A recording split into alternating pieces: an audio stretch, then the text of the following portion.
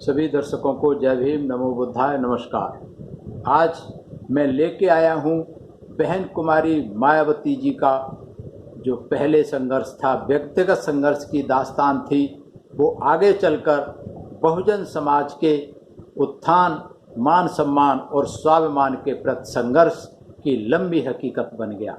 जानिए कैसे। मैं वीरेंद्र सिंह आपका स्वागत करता हूं एसएम न्यूज़ द्वारा शुरू की गई सीरीज बहन कुमारी मायावती जी का संघर्ष सफ़रनामा। पिछले एपिसोड में बताया कि बहन कुमारी मायावती अपने पिताजी के ना नुकर रोक टोक करने पर, दबाव बनाने पर घर छोड़ करके चली आती हैं। मात्र अपने कपड़े और थोड़े से पैसे जो उन्होंने बचाए थे अपने भाई के साथ वो करोल बाग में आ जाती हैं।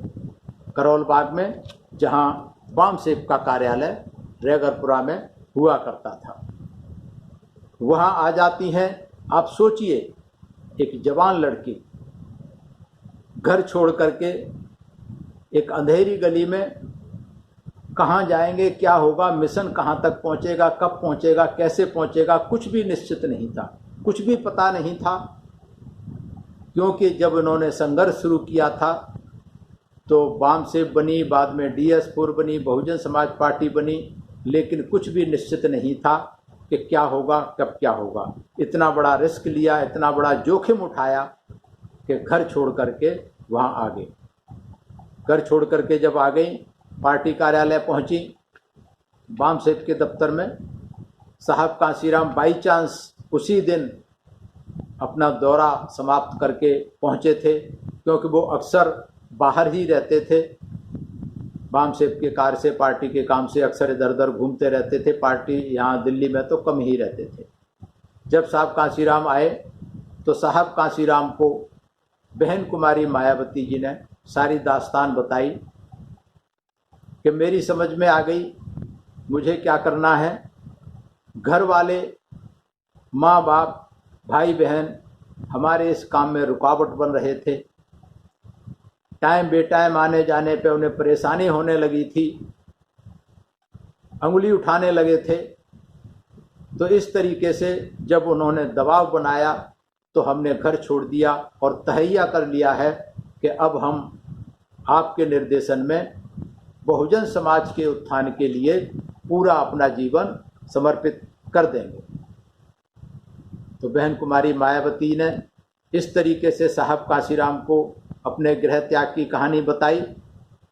साहब कांशीराम ने उनको हिम्मत दिलाई, उनका हौसला बढ़ाया, उनको ऑफ़र दिया, उनको कहा, क्योंकि साहब कांशीराम के पास बाम सेब के दफ्तर के पास में ही एक और कमरा उन्होंने अपने रहने के लिए ले रखा था।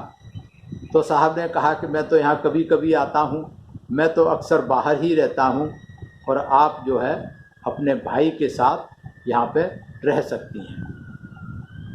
बहन कुमारी मायावती जी के पास और कोई विकल्प नहीं था, क्योंकि और कोई घर नहीं था। किसी रिश्तेदार के यहाँ जाना नहीं चाहती होंगी, क्योंकि जो बंदिश घर में जब थी तो रिश्तेदार के यहाँ भी वो बंदिश होती, इसलिए वो बंदिश दूसरी नहीं पैदा करना चाहती थी, और वहाँ उन्होंने अपने भाई के साथ में रहना शुरू कर दिया। और वहाँ से फिर समर्पित पूरा 24 घंटे मिशन का काम शुरू कर दिया, क्योंकि पहले जो नौकरी करती थी टीचर की, उससे भी इस्तीफा इस बीच में दे दिया था, और पूरा 24 घंटे मिशन के लिए दिल्ली, यूपी, जहाँ जहाँ भी मौका मिला, जहाँ जहाँ भी साहब का आदेश हुआ, न दिन देखा न रात देखी।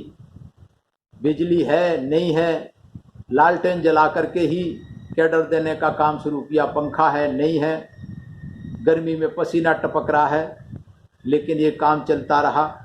इस तरीके से जो साहब ने कैडर देने की व्यवस्था शुरू की थी, बाम सेब के माध्यम से पढ़े लिखे लोगों को और गांव मोहल्ले के लोगों को, वोटर को समझाने का जो काम करते थे कैडर के माध्यम से, उस कैडर की जिम्मेवारी भी बहन कुमारी मायावती जी ने ली। और जा करके गली गली में जा कर के, साइकिल से जाके, क्योंकि उस समय कोई साधन संपन्न पार्टी के लोग भी नहीं थे, जो बाम सेब के लोग थे, किसी के पास ना स्कूटर होता था, कुछ नहीं होता था, किसी किसी के पास साइकिल होती थी।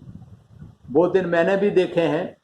मैं तो यहाँ 1990 में आया था, 85 के और 90 के बीच में। तब मैंने देखा है कि पार्टी जब मीटिंग होती थी तो स्कूटर वाला कोई नहीं होता था, साइकिल वाले या बसों में आने वाले लोग होते थे। तो उस समय किसी के पास कोई साधन नहीं थे, मोबाइल फ़ोन भी नहीं थे, कुछ भी नहीं था। उन विकट परिस्थितियों में बहुत जगह बिजली नहीं होती थी, साइकिलों पे जा करके, बसों में धक्के खा करके और जाना पूरी दिल्ली में। कहीं भी प्रोग्राम होते थे, दिल्ली में जाना, यूपी में जाना, तो हर समय 24 घंटे का उनका मिशन शुरू हो गया। साहब कांशीराम जैसे दिशा निर्देश होते, जितना टारगेट देके, क्योंकि वाम सेठ में और बीएसपी में हमेशा टारगेटेड काम हुआ है।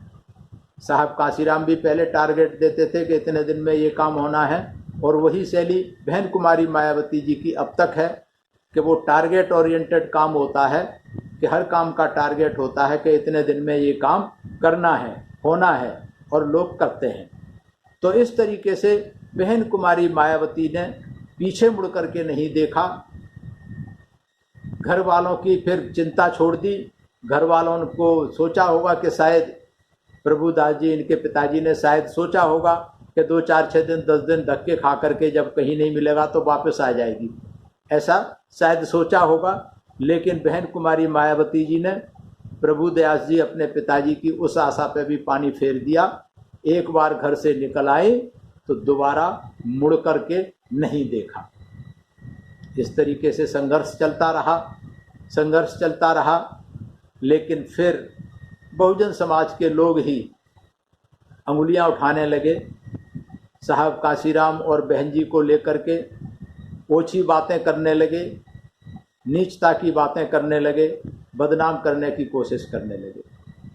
तो बहन कुमारी मायावती जी को बहुत तकलीफ़ हुई इस बात से। वो तो ईमानदारी से मिशन मूवमेंट का काम कर रही थी, और साहब कांशीराम भी पूरी ईमानदारी निष्ठा के साथ 1965 से ही समर्पित तरीके से काम कर रहे थे। लेकिन किसी का मुंह नहीं पकड़ सकते, कुछ नहीं कर सकते। बहन कुमारी मायावती बहुत आहत हुई ऐसे बेसिर पैर के लांछनों से। उसके बाद उन्होंने साहब कांशीराम को ये बात बताई, और साहब कांशीराम की इजाज़त से उनके पास जो पैसा बचा था, जो उन्होंने करीब 7 साल नौकरी की थी, इनके पिताजी ने वो पैसा इनसे लिया नहीं था। इनको ये कह करके कि ये पैसा आप इकट्ठी करते रहो, और इसको जब आपकी शादी होगी तो शादी में लगा देंगे। लेकिन प्रभुदास जी को क्या मालूम था कि शादी की नौबत ही नहीं आएगी। तो वो जो पैसा बचा के रखा हुआ था बहन कुमारी मायावती जी ने, उस पैसे से करोल बाग में ही एक छोटा सा घर खरीद लिया, और बहन कुमारी मायावती जी वहाँ अलग रहने लगी। वहाँ उस घर में इनकी बहन की एक बेटी थी, वो पढ़ाई कर रही थी। उस बेटी को उन्होंने साथ में रखा। अपने जो उनका काम भी करती थी, छोटा मोटा खाना वाना बना वगैरह का काम करती रहती थी। तो इस तरीके से बहन की लड़की को रखा, वो सेवा करती रही, और ये दौर चलता रहा। 1977 से लेकर के 1989 तक ये बड़ा कठिन दौर बहन कुमारी मायावती का निकला, जिसे कहते हैं ज़मीनी संघर्ष, जो शायद आज हम कल्पना भी नहीं कर सकते। आज के जितनी पहले सुख सुविधाएं नहीं थी, आने जाने के साधन इतने नहीं थे, कुछ भी नहीं थे। उन विकट परिस्थितियों में भूखे प्यासे रह के, पैदल चल के, साइकिलों पे जा कर के, दिन रात लालटेन में पढ़ा के, बिना पंखे के करके कैडर चलाना, और सड़कों में गलियों में जा कर के, और साथ में मूवमेंट भी चलाना, मीटिंग भी करना, धरना प्रदर्शन भी कभी कभी होते थे।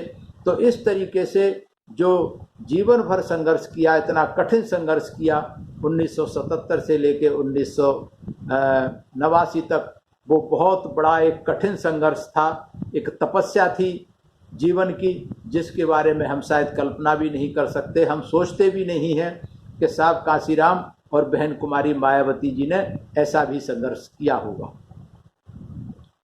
इस समय की तो मुझे नहीं मालूम, लेकिन 1990 के बाद जो बहन कुमारी मायावती जी को जो सरकारी बंगला मिला था, वहाँ पार्टी का कार्यालय बनाया गया था। उस कार्यालय में मैं भी कुछ फाइलों का डाक का काम देखता था। शाम को मैं 2 घंटे जाकर के बैठता था। मैंने वहाँ रह करके करीब से देखा, उस ऑफिस में काम करने वालों को देखा, साहब कांसीराम को देखा, बहन कुमारी मायावती को देखा कि दिन भर मीटिंग करके प्रोग्राम करके आते, वहाँ पूछते भाई कुछ खाने को है। ज़्यादातर वहाँ कुछ खाने को नहीं होता था, तो कभी थोड़ी बहुत रोटी कोई बची गई तो ठीक है, कभी चाय पी ली। तो इस तरीके से वहाँ दौर चलता रहा, संघर्ष चलता रहा। मैंने बहुत नज़दीक से देखा। साहब कांसीराम तो बिल्कुल भी परवाह नहीं करते थे अपने खाने की भी, सेहत की भी। तो इस तरीके से जो ज़मीनी संघर्ष किया, हकीकत किया, वो हम सोच भी नहीं सकते। तो मैं दर्शकों को बताना चाहता हूँ इस संघर्ष के बारे में।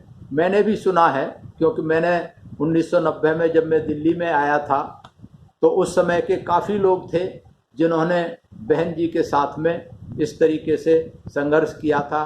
गांव-गांव जा कर के कैडर दिए जा कर के मीटिंग की। बहुत सारे लोगों से हमें सुनने को मिला, तो मुझे हकीकत और सच्चाई पता लगी। और 1990 के बाद मैंने खुद अपनी आँखों से देखा दिल्ली में, क्योंकि मैं दिल्ली में करीब 30 साल मैंने बामसेफ के माध्यम से काम किया संगठन में। तो मैंने बहुत नज़दीक से बहन कुमारी मायावती जी और साहब कांसीराम के इस संघर्ष को मैंने बहुत नज़दीक से देखा। तो इस तरीके से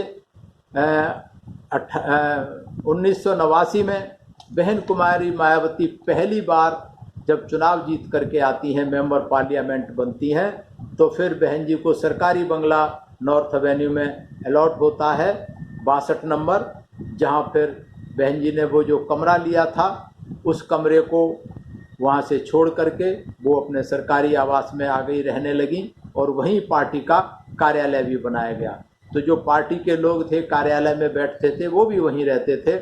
तो इस तरीके से वो जो घर जो बहन कुमारी मायावती जी ने अपने पैसे से खरीदा था, उस घर को उन्होंने, जो बहन की बेटी रहती थी, उस बेटी की इस पीरियड में शादी हो जाती है। वो दिल्ली में ही उनके पति होते हैं, रहते हैं, लेकिन दिल्ली में कोई उनके पास रहने को जगह नहीं होती। तो बहन कुमारी मायावती जी उस घर को उनको गिफ्ट में दे देती हैं, दान कर देती हैं, क्योंकि उस बहन की लड़की ने इनकी काफ़ी सेवा की थी, हर तरीके से इनका ख्याल रखा था। इनका जब ये संघर्ष कर रही थी तो बहुत साथ दिया था संघर्ष में, इसलिए वो घर उन्होंने गिफ्ट दे दिया और उसमें रहने लगी। इधर ये भी पता लगा हमें किताबों के पढ़ने से कि बहन कुमारी मायावती जी के जो दादाजी थे, वो इनको बहुत प्यार करते थे और दादाजी ने इनको कुछ संपत्ति अपने जीते जी इनको नाम कर दी थी, घर वालों से अलग। तो उस संपत्ति को भी जब बहन कुमारी मायावती ने सोचा कि अब तो हमें सरकारी घर मिल गया है, शायद मिलता रहेगा, और जब हमने अपना घर ही दान दे दिया तो फिर इसका भी रख के क्या करना, वो संपत्ति भी बेच दी और वहाँ से जो पैसा मिला वो उसे बैंक में जमा कर दिया अपना, कि कभी बखत ज़रूरत काम आएगा। तो इस तरीके से बहन कुमारी मायावती जी का जो संघर्ष चला, जो अनवरत संघर्ष चला, बिना किसी शिकवे और शिकायत के, क्योंकि जो काम करती थी कभी किसी से हमने शिकायत करते नहीं देखा। जब से हम संपर्क में आए 1990 के बाद, हमने कभी बहन जी को शिकायत करते नहीं देखा। हाँ, डांट डपट जरूर पड़ती थी। बहन जी जो हम लोग काम नहीं कर पाते थे ढंग से, डांट पड़ती थी, सब कुछ होता था, लेकिन ये जो संघर्ष चला, ये उनके जीवन का बहुत ही महत्वपूर्ण संघर्ष था, जो हकीकत और ज़मीनी संघर्ष था। और मैं सोचता हूँ उसी जो 11-12 साल का जो संघर्ष था, उसी संघर्ष का परिणाम ये निकला। और साहब कांसीराम का जो संघर्ष था, दोनों का जो संघर्ष रहा, निस्वार्थ भाव से बहुजन समाज के लिए, बहुजन समाज के उत्थान के लिए, बहुजन समाज के मान सम्मान और स्वाभिमान के लिए, उसके कारण बहुजन समाज पार्टी बनी और मात्र 11 साल में सत्ता में पहुंच गई और मात्र 13 साल में देश की राष्ट्रीय पार्टी बनी और वोट के आधार पर सबसे बड़ी तीसरे नंबर की राष्ट्रीय पार्टी बनी। तो ये जो मैं सोचता हूँ कि साहब कांशीराम और बहन कुमारी मायावती जी के ही त्याग तपस्या का फल है। हालांकि और बहुत सारे लोग लगे हुए थे, बहुत सारे लोग काम कर रहे थे, बहुत सारे लोग आए, काम किया, चले गए, बहुत सारे लोग अभी भी कर रहे हैं, तो सभी का योगदान रहा।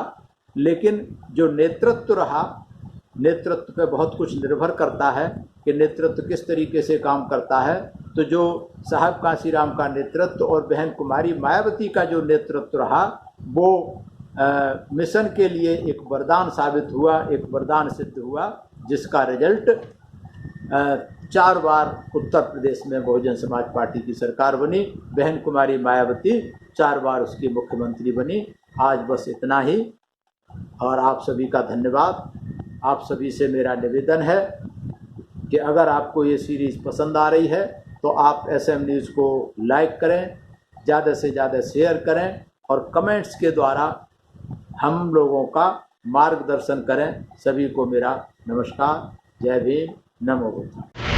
अगर आपने अभी तक हमारा चैनल सब्सक्राइब नहीं किया है तो सब्सक्राइब करें और घंटी का बटन बिल्कुल भी दबाना ना भूलें, ताकि सभी लेटेस्ट खबरें पहुंच सकें आप पे सबसे पहले।